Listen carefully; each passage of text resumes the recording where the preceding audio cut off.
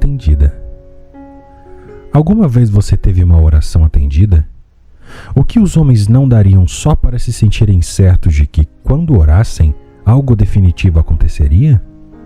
Por esta razão, gostaria de tirar um tempinho para ver por que algumas orações são atendidas e algumas aparentemente caem em solo seco.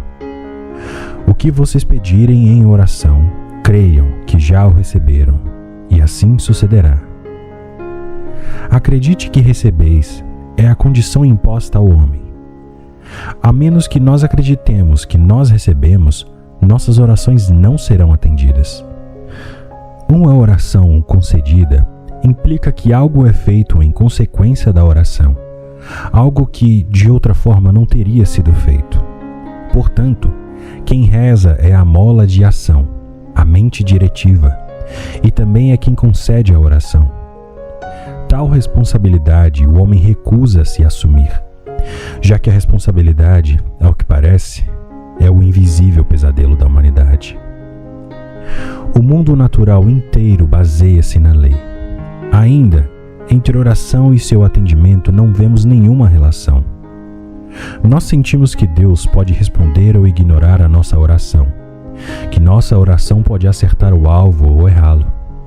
A mente não está ainda disposta a admitir que Deus submete-se às suas próprias leis. Quantas pessoas acreditam que existe, entre a oração e seu atendimento, uma relação de causa e efeito? Vamos dar uma olhada nos meios utilizados para curar os 10 leprosos relacionados no capítulo 17 do Evangelho de São Lucas. A coisa que nos impressiona nessa história é o método que foi usado para aumentar a fé deles com a intensidade necessária. Dizem que os 10 leprosos apelaram para que Jesus tivesse piedade por eles, ou seja, para que os curasse. Jesus ordenou-lhes que fossem e se mostrassem aos sacerdotes. E como eles foram purificados. A lei mosaica exigia que quando um leproso fosse recuperado de sua doença, ele deveria mostrar-se ao padre para obter um certificado de saúde restaurada. Jesus impôs um teste sobre a fé dos leprosos e forneceu um meio pela qual a fé deles poderia ser levantada à sua plena potência. Se os leprosos se recusassem a ir, então eles não tinham fé e, portanto, não poderiam ser curados. Mas, se eles lhe obedecessem, a plena realização daquilo que sua jornada implicaria iria surgir em suas mentes conforme eles fossem, e esse pensamento dinâmico iria curá-los. Então, nós lemos: como eles foram purificados. Você, sem dúvida, muitas vezes pode ter ouvido as palavras daquele antigo hino inspirador. Oh, que paz nós muitas vezes perdemos. Oh, que dor desnecessária nós carregamos, tudo porque não entregamos tudo a Deus em oração. Eu mesmo cheguei a esta convicção através da experiência, sendo conduzido a refletir sobre a natureza da oração. Eu acredito, na prática e na filosofia, naquilo que os homens chamam de oração, mas nem tudo que recebe esse nome realmente é oração. A oração é a elevação da mente para o que buscamos. A primeira palavra de correção é sempre elevar. Eleve sempre a mente ao que procuramos. Isso é facilmente feito, assumindo o sentimento de desejo cumprido. Como se sentiria se suas preces fossem atendidas? Bem, assuma esse sentimento até você experimentar na imaginação aquilo que você experimentaria na realidade, se suas preces fossem atendidas. Oração significa entrar em ação mentalmente. Significa colocar a atenção em cima da ideia do desejo cumprido, até que essa ideia encha a mente e afaste todas as outras ideias para fora da consciência. Esta declaração não significa que a oração é um esforço mental, um ato de vontade. Pelo contrário, a oração é contrastada com um ato de vontade. A oração é uma rendição. Significa abandonar-se ao sentimento de desejo cumprido. Se a oração não traz nenhuma resposta, há algo errado com a oração e a culpa geralmente está no esforço demasiado. Uma confusão grave surge na medida em que os homens identificam o estado de oração como um ato de vontade, em vez de contrastá-lo com um ato de vontade. A regra soberana é não fazer nenhum esforço. E se isto for observado, você intuitivamente vai cair na atitude certa. Criatividade não é um ato de vontade, mas uma receptividade mais profunda, uma suscetibilidade mais aguçada. A aceitação do fim, a aceitação da oração atendida, encontra-se os meios para a sua realização. Sinta-se em estado de oração atendida até o estado preencher a mente e juntar-se a todos os outros estados fora de sua consciência. O que temos de trabalhar não é o desenvolvimento da vontade, mas é a educação da imaginação e o equilíbrio da atenção. A oração é bem-sucedida ao evitar o conflito. A oração é, acima de tudo, calma. Seu maior inimigo é o esforço. O poderoso se rende totalmente apenas para o que é mais suave. A riqueza do céu não pode ser tomada por uma forte vontade, mas entrega-se um dom gratuito para um momento passado por Deus. Ao longo das linhas de menor resistência, viajam as forças espirituais, bem como as físicas.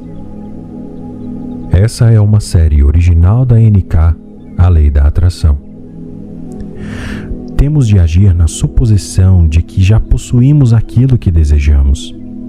Tudo o que desejamos já está presente dentro de nós, apenas aguarda para ser reivindicado.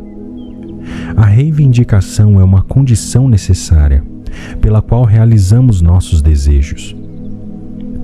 Nossas orações são respondidas se assumirmos o sentimento de desejo cumprido e continuarmos nessa suposição. Um dos mais belos exemplos de uma oração atendida testemunhei em minha sala de estar. Uma senhora muito charmosa da cidade veio falar comigo sobre a oração. Como ela não tinha ninguém com quem deixar seu filho de 8 anos de idade, ela o trouxe consigo durante o tempo da nossa entrevista. Aparentemente, ele estava absorto em brincar com um caminhão de brinquedo, mas no final da minha entrevista com sua mãe, ele disse: "Sr. Neville, eu sei como orar agora. Eu sei o que eu quero, um filhote de Collie, e eu posso imaginar que eu estou abraçando-o todas as noites na minha cama." Sua mãe explicou para ele e para mim as impossibilidades de sua oração, o custo do filhote, a limitação de sua casa e sua incapacidade para cuidar do cão corretamente. O rapaz olhou para os olhos da mãe e simplesmente disse: "Mas, mãe, eu sei como orar agora." E ele fez. 2 meses mais tarde, durante uma semana de caridade com os animais em sua cidade, todas as crianças da escola eram obrigadas a escrever uma redação sobre como eles iriam amar e cuidar de um animal de estimação. Você pode ter adivinhado a resposta. Seu ensaio, dentre os 5.000 enviados, ganhou o prêmio, e esse prêmio, apresentado pelo prefeito da cidade para o rapaz, era um filhote de Collie. O rapaz assumiu verdadeiramente o sentimento de seu pedido atendido, abraçando e amando o cachorrinho dele todas as noites. A necessidade de persistência na oração nos é mostrada na Bíblia. Suponham que um de vocês, perguntou Jesus, tenha um amigo e que recorra a ele à meia-noite e diga: "Amigo, empreste-me 3 pães, porque um amigo meu chegou de viagem e não tenho nada para lhe oferecer." E o que estiver dentro responda: "Não me incomode, a porta já está fechada e meus filhos estão deitados comigo. Não posso me levantar e lhe dar o que me pede." Eu lhes digo, embora ele não se levante para dar-lhe o pão por ser seu amigo, por causa da importunação, se levantará e lhe dará tudo o que precisar. Lucas 11.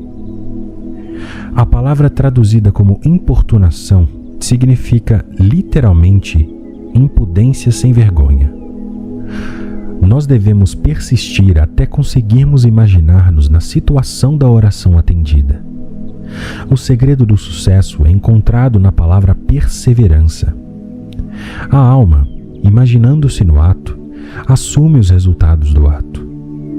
Não se imaginando no ato, é sempre livre do resultado.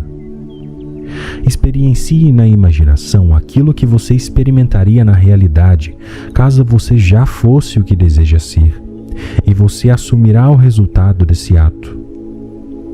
Não experiencie na imaginação o que você quer experimentar na realidade, e você já estará livre do resultado.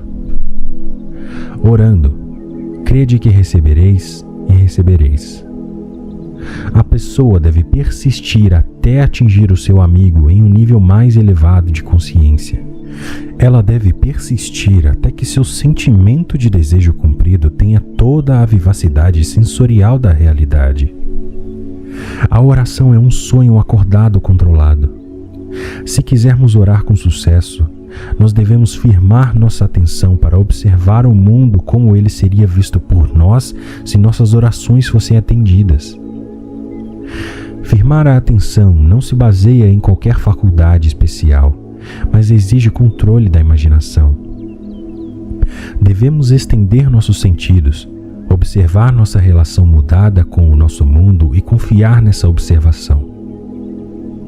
O novo mundo não existe para entender, mas sentir, tocar. A melhor maneira de observá-lo é estando intensamente ciente disso. Em outras palavras, podemos, ao ouvir como se estivéssemos ouvindo e ao olhar como se tivéssemos visto, realmente ouvir vozes e ver cenas de dentro de nós, mesmo que, de outro modo, não seriam audíveis ou visíveis. Com a nossa atenção centrando-se no estado desejado, desfaz-se o mundo exterior e o mundo, como a música, por uma nova configuração, transforma todas as suas discordâncias em harmonias. A vida não é uma luta, mas uma rendição. Nossas orações são respondidas pelos poderes que invocamos e não por aqueles que exercemos.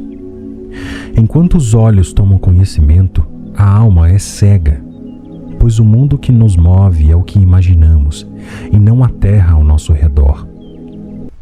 Nós devemos entregar o nosso ser inteiramente para a sensação de ser a pessoa nobre que queremos ser. Se alguma coisa for poupada, a oração é vã. Nós muitas vezes somos privados de nosso objetivo elevado por conta de nosso esforço para possuí-lo. Somos chamados a agir na suposição de que já somos o homem que seríamos. Se fizermos isso sem esforço, experimentando na imaginação o que viveríamos em carne e osso, se tivéssemos atingido nosso objetivo, vamos descobrir que, de fato, o possuímos. O toque de cura está na nossa atitude. Nós não precisamos mudar nada, apenas nossa atitude em relação a isso. Assuma uma virtude se não o fez. Assuma o sentimento de seu desejo cumprido. Ore pela minha alma. Mais coisas são feitas pela oração do que com o que este mundo sonha.